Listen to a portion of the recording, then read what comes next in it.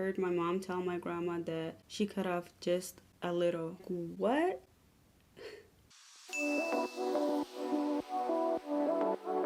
Hi guys, welcome back to my channel. It's your girl Mina, and today I'm back with another great video for you guys. I'm very excited about it, but before we get too deep into that, if you're new to my channel, which you probably are, welcome. I'm glad to have you here with me. Some of the things that I do on this channel include makeup, reaction videos, and story times. I'm gonna be telling my first story time today, which is gonna be sharing my experience of FGM, which is a very sensitive topic. Before I even get started with this story, I want to take a moment to thank a YouTuber that goes by the name of Shamsa Araweelo, and I want to thank her for sharing her story and encouraging me to speak about this matter also, and motivating me to actually do it. It's definitely not an easy thing to share with anyone, let alone the whole world. So thank you so much for sharing, and I'll definitely link her YouTube channel in the description box if you're interested in checking out her videos. She got great story times. And now that I took a moment to share that, let's go ahead and get started. Okay, so this is actually harder than I thought, but anyway. So I was about 7.5, about to turn 8 when it happened. The things that I really thought that I survived it, or that it wasn't gonna happen to me, because I was getting older, and it normally would happen like at a younger age. So I was like, you know what, I'm off the hook, so it's not gonna happen. Because my older sisters got it done when they were younger, I just thought probably mom forgot about it. But man, was I wrong. My mom and my grandma already were making plans about it, and it was only me and my little sister that were left, and they wanted us to get it done at the same time, I guess. So my grandma, Allah unahristo, kept like pretty much bugging my mom, and she kept saying, oh, I'm getting older and I'm probably gonna die soon. And she kept saying that, I want to witness this, or I want to be there, and I don't want to die, before seeing it. And I feel like she felt like my mom kept procrastinating it, and it was getting too late because I was getting older, like I mentioned earlier. So she basically made plans with my mom weeks prior, and she flew all the way from Somali to Nairobi, where I was, Nairobi, Kenya. So anyway, grandma finally came. They made an appointment with a specialist, apparently a lady that was really good at what she did. So finally the day came, and my sister was like 4.5. I feel like she was really young and she didn't really know what was going on, versus me, someone who was at an age where I was starting to know about things and actually understand things. And that's probably why I was more nervous than her. I basically already knew what was about to happen, and I just remember feeling very nauseous and feeling sick to my stomach and having that feeling of like wanting to take a shit. It was just bad, and that is a feeling that I believe most people get when they're anxious or when they're nervous that something bad is about to happen. And I do get that feeling a lot when I'm very nervous, and I feel like that was the first time that it actually happened, as far as I remember. So I believe the appointment was in the morning, around like either from like 10:30 a.m. to 12 p.m., somewhere in between. I mean, obviously it was a long time ago and I can't remember exactly. So the lady finally showed up with her tools, and she basically was like, prepping and getting ready to do her stuff. And my mom was like, she saw that I was very nervous, and she was like, you shouldn't be this nervous. I mean, it's not gonna be that bad. First of all, she's gonna make it super quick. She's a specialist, she knows what she's doing. Like, why are you like basically tripping? And in my head I'm like, okay. But now that I am older, I feel like her telling me all of that was supposed to calm me a little bit, but it didn't really help. I mean, it shouldn't, because that was not something that was supposed to happen. You know how they always say that God is always with kids? I feel like that was a way for him, like, saying that this is not okay. So as a kid, the only thing that I could do was just basically like try to calm myself down, because I knew that it was bound to happen and I couldn't stop it. And I felt very helpless, but that didn't stop me from still being nervous. I remember physically shaking, and I was just like so nervous, having all of that feeling inside and then physically shaking. I was just like, one thing that most kids would try at that age would be like, to try to beg their parents to get out of the situation, or to start begging their parents, their mom in my case, and just be like, hey mom, I'll be good. Because you're a kid, you don't really understand many things, and you just think that because you've been bad, that's like a punishment. And instead of me trying to even beg my grandma, my mom, I just knew that they wouldn't budge. And I knew that begging them wouldn't really work, because I know them, I know my mom, and she's not very easy to convince. Just knowing that I couldn't convince my own mom about making the horrible thing stop or protecting me was a horrible feeling in itself. But at that moment, I had a bigger problem. All I could do is just, focus on my breathing, take deep breaths. But that wasn't really helping because I kept thinking about what was gonna happen, and it was stuck in my head. I was like, okay, this is gonna happen, this is gonna happen. I always have that feeling, even like, growing up when I had to do something like a speech, like it was just very horrible. It's not anywhere close to doing a speech, because doing a speech, you'll get over it, but this thing will change your fucking life. So to get my mind off of things a little bit, I started thinking about my sister. I kept thinking how she was younger and how it was even worse for her, because I just felt like, me, I understand, I guess. Why are they doing this to her too? Like, why? So the time finally came. Ladies ready for us. So I was the one that went first. I guess they couldn't wait any longer because I was getting too old for the procedure to be done on me. Like, you gotta be kidding me. So I was laid on a stiff-ass mattress on the floor in the living room. I remember exactly how it all went down, because this happened in '03 in a third world country. They didn't really have a lot of anesthetics or medicines that would make you numb or, reduce the pain. So it was like giving a mini birth, I guess. So she started doing her thing down there, and the minute that she started, all I wanted was for it to end. But I knew that I had to have some patience because it wasn't gonna end in seconds. I remember laying there on that mattress, just try to have my mind be busy with anything else than that. And tears actually started rolling on either side of my eyes. They were just rolling down sideways, and I couldn't even start crying like out loud like most kids would. I've never felt so helpless in my life. I felt some of the physical pain, but the mental pain that I was feeling was way worse somehow, even as a little kid. I just felt like I was very exposed. And to make matters worse, I heard my mom tell my grandma that she cut off just a little. What?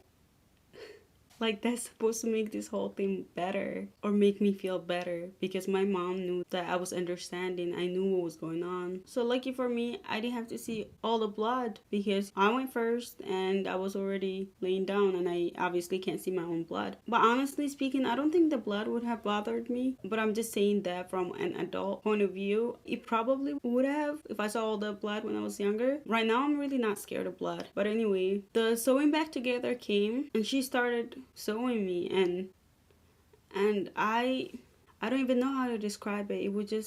I was just laying there feeling all that pain, which is pretty extreme considering that, I was a kid. And I tried so hard to have positive thoughts in my head, like, hey, look at you, you're halfway done. This is the last bit of it. She's gonna clean you up and you're done. You're good to go. Like, trying to mentally make myself feel better. And I was also trying to make my mind busy so I wouldn't have to feel as much pain as I had to already. But every time that I try to do that, all I could think about is, oh, look at you. Like, right now she's sewing you up like a broken person. At that age, I used to overthink a lot. I still do. And every time that I try to make my mind busy, my mind would just go to a negative place instead. I mean, I wasn't feeling the pain as much anymore, but I was thinking like negative thoughts the whole time. So my tears kept running down. And you know how I say that I overthink? I also started thinking about, like, why is this happening to us? Like, why my mom was not standing up for us. So anyway, the lady was finally done with me. She cleaned me up. I believe that she grabbed a wet towel with warm water and she basically cleaned me up with it. Like, hey, we did all of this cutting, taking part of your body out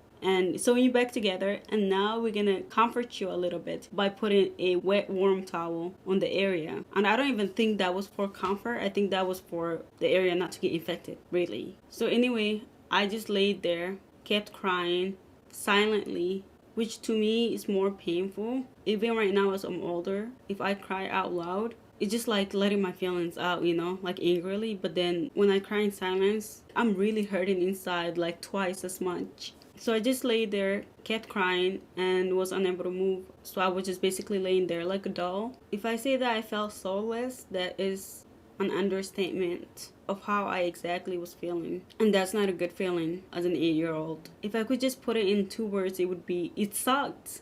It fucking sucked. I was terrified of moving around because, one, I didn't even know if my body could still move. Like I said, I felt soulless. I felt dead. And part of me did not know like what to expect if I actually moved around. I didn't want to be in much more pain than I already was in. Plus, the lady kept saying, don't move, don't move. I was like, she knows better. So I was like, I better not move around. As she was moving on to my sister, I just felt like I was having a sleep paralysis during daytime. I didn't even know what sleep paralysis was, which is hella crazy. And my sister is a person who's really scared of blood, as it is. And I don't remember exactly if she was there and she saw what happened to me, or if they hit her upstairs or something. But all I know is that she was hella scared and they basically had to grab her, pin her down. They didn't do that with me because I complied, I guess. But they had to do that with her. And ever since I was little, I always felt like I had to comply to everything because that would make my life easier and adults would trust me more. They wouldn't like be pinning me down and stuff like that. And I didn't like that. But anyway, they had to pin her down. And when they finally got her down, she looked at me, and as an older sister, I felt like it was my job to reassure her that it didn't hurt so bad, so she wouldn't be as scared anymore. And that's what I did. So basically, I lied to her. So I believe the process took like 15 minutes for each one of us, if I'm not mistaken, or that's how long it felt at least. It was definitely less than 30 minutes. I mean, my time could be wrong. So after the lady was done with both of us, she basically packed up her shit and had a quick 5-minute convo with my mom about the aftercare, and she dipped. Like, she basically didn't do anything. She was just like, peace, deuces, I'm out. So obviously, because of what just happened, we couldn't walk. So my brother came and carried us upstairs so we can take a little nap. So we finally got some rest, I guess. It wasn't really the best for obvious reasons, but it was definitely needed after what just happened. I felt like I needed to unplug from the world, and that's what that nap provided for me. As much as I was in over my head and just trying to think about why was this done and why my grandma and my mom would approve of it and why is this normal, and battling with all of that crazy shit and just trying to process it. So we woke up a couple of hours later and it was time to pee. Yay! Woo! Right? Little did we know how much pain that we were about to be in. We were carried to the bathroom. I started peeing and it was basically burning so bad. It was like I was allergic to my own pee all of a sudden. And I didn't know what to do about it because the aftercare did not include any pain medication or any kind of pain reliever. So we were stuck with the pain as kids. I felt like I had to stop peeing for the pain to stop, but you can't stop peeing. So we weren't really supposed to walk the first day. According to the lady, we had to bed rest the rest of the day, and food was brought to us, and my mom felt like she had to reward us with, good food. That's what she always did. To her, food is love. So she bought foods that we enjoyed, aka outside food at the time was, very enjoyable because we were tired of home cooked food. It's very different now. But anyway, she got us food and we would eat in bed, and when we had to use the bathroom, we'd be carried to the bathroom. So that was that. So the next few days were a little better. We could walk, but it was hella painful. There was literally a physical pain every time I took a step. And it really just sucked. Not only that, but like it just didn't feel right. I was not feeling like myself anymore. I know that kind of sounds crazy, especially being like a kid, but I knew something was missing. So imagine being a kid with lots of energy, always running around, and all of a sudden they can't even walk because there was so much discomfort. I basically had to start walking slower, and I had to keep my legs so close together to a point where it wasn't even a step anymore, pretty much. And unfortunately, I was not doing really good mentally either, so I brought up the questions again because the first time around, I felt like my mom did not make sense why the procedure had to happen. So I started asking more questions again, and this is the way she explained it. Okay, so the reason behind the whole procedure is because apparently they don't want girls going around being horny and sleeping around before marriage. So the procedure is a way to calm them down or control their urges, if you will. At the time, I wasn't thinking this, but now that I think back to it, I'm just like, what the actual fuck? Are you serious right now? So imagine being an 8-year-old and trying to solve that puzzle. Good luck with that. So anyway, weeks later, I was back to normal, I guess. I'm sorry. Let me rephrase that. I was back to as normal as I could get, period.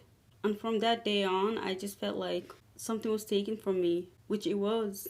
And I felt like a piece of me was missing that I could never get back anymore. And I hated that feeling. Fast forward to how I've dealt with it over the past few years growing up, since I was raised back home and all the girls had to get it basically, so it was like a normal thing at the time. But when I finally came to the United States and actually did my own research and tried to answer my own questions, I just started feeling really bad. And to make matters worse, I felt bad for the little girls that are having to go through that, because I went through it already. Many other adults from the Somali community and from other parts of the world go through it. I mean, you can't keep like regretting about it. But my heart just goes out to the little girls that are either having to deal with it right now or that are about to go through it. They don't deserve that. At the time, it was a terrible thing to happen to me as a little kid. But right now, it doesn't affect me as much, alhamdulillah. But now that I'm older, it's not as bad. The memory is definitely fading, or I'm trying to make it fade at least. Unlucky for me, I have much worse things to deal with right now as an adult, past trauma and PTSD. If you already went through this nasty, inhumane practice, my heart literally goes out to you. And DM me if you'd like to talk privately about this matter. But if you didn't, just know that you're hella lucky than the rest of us. I hope no one else has to go through this process. But I know that's a bit of a stretch because girls are still going through this every fucking single day. And guys, I suck at storytelling, you can say, but I've tried my best here. And definitely check out Shamsa's video too. It was incredible. And I tried to tell this story thoroughly and put in as much details as I could. But if you somehow still have some questions about it, comment down below. Or if you just like to hear more of my story times. But that was my experience, and I hope you guys liked hearing this story. I wish that I didn't have to tell it, but I do, to bring awareness to this practice and to hopefully stop in the future. But yeah, I can finally breathe. I feel like, yeah, I didn't want to do this. But anyway, I'll see you guys next time. Bye.